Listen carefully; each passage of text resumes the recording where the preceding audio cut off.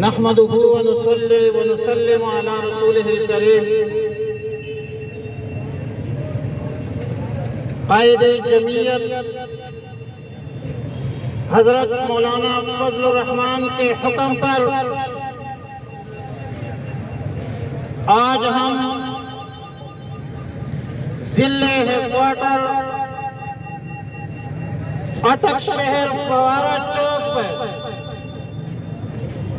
فلسطینیوں کے ساتھ یکجہتی اور یہودیوں اسرائیلیوں کی وحشت کے خلاف جمع ہے۔ 75 سال سے نہتے فلسطینی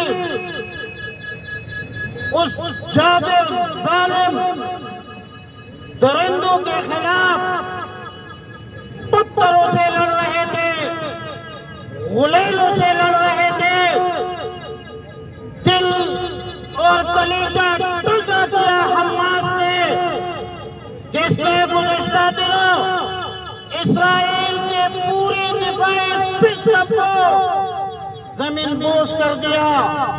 خوش ہو یا نہیں ہو؟ خوش ہو یا نہیں ہو؟ اسرائیل نہیں، اونچی آواز سے اسرائیل، اسرائیل، یہودی، یہودی، امریکہ کا جو یار ہے، یہودیوں کا جو یار ہے،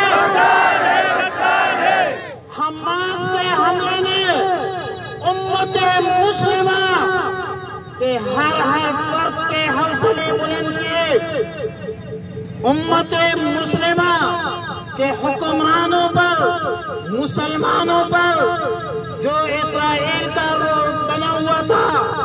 میڈیا نے افواہ پھیلائی تھی کہ اسرائیل ایک طاقتور ملک ہے، اس کے دفاع مضبوط ہے، اس کا موساد انٹیلیجنس ادارے مضبوط ہے۔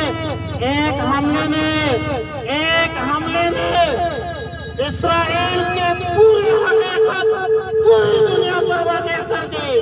معلوم ہوتا ہے کہ یہ سراب ہے، کچھ بھی اصل طاقت کس کی ہے؟ اصل طاقت کس کی ہے؟ اصل طاقت کس کی ہے؟ اللہ رب العالمین عزیز ہے، غالب ہے۔ یہودیوں پر اللہ کا غضب ہے، غضب ہے یا نہیں ہے؟ فباؤں میں غضب علی غضب ہے یا نہیں ہے؟ غیر المغضوب علیہم سے مراد یہودی ہے یا نہیں ہے؟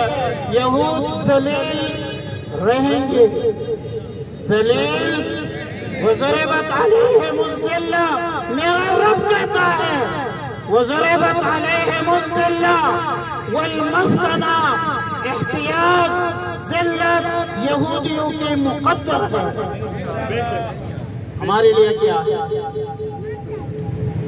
یاد رکھو، لاہور میں 1940 میں جو قراردادی مقاصد پیش ہوا تھا، بانی پاکستان قائد اعظم محمد علی جناح نے اپنے ہاتھ سے بذات خود اس قرارداد میں یہ لکھا کہ فلسطین کے سرزمین پر یہودیوں کی جو بستیاں آباد ہو رہی ہیں یہ ناجائز ہے، ناجائز ہے، ناجائز ہے۔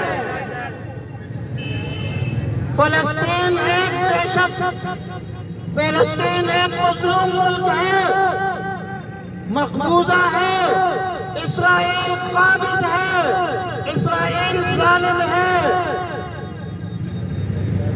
اسرائیل کو ہم تسلیم نہیں کریں، اسرائیل کو ہم تسلیم، یہودیوں پہ لعنت، یہودیوں پہ لعنت، یہودیوں کے ہم فکر پر بھی لعنت، یہودیوں کے ہم نوا پر بھی لعنت۔ یہ امریکی کتا ہے، یہ پالتو کتا ہے امریکہ کا،